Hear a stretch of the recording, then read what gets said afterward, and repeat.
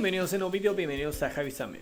Bueno, hoy les traigo portadas editables en Word 2016, totalmente gratuitas, las cuales lo puedes encontrar el link de descarga en la descripción del video, que está alojado en el servidor Mega.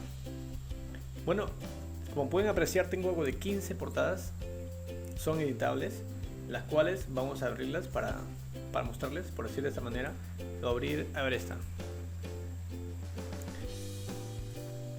Tiene un título, un logo, más contenido y algo de información al final.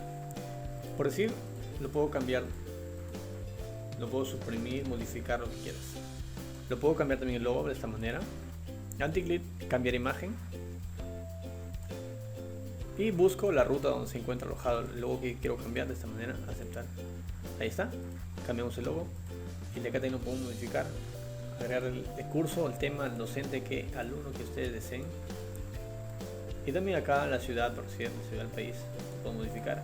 Y por último también lo puedes modificar la imagen de fondo, la carátula final, de esta manera. Igualmente hacemos cambiar imagen desde un archivo y por ejemplo lo puedo cambiar con esta.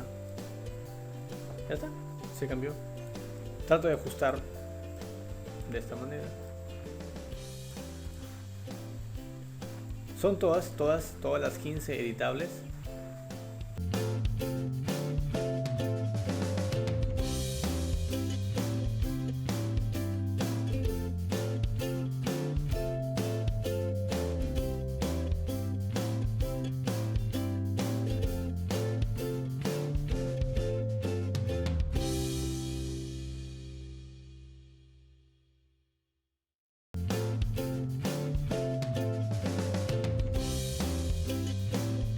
Bueno, eso sería todo el video.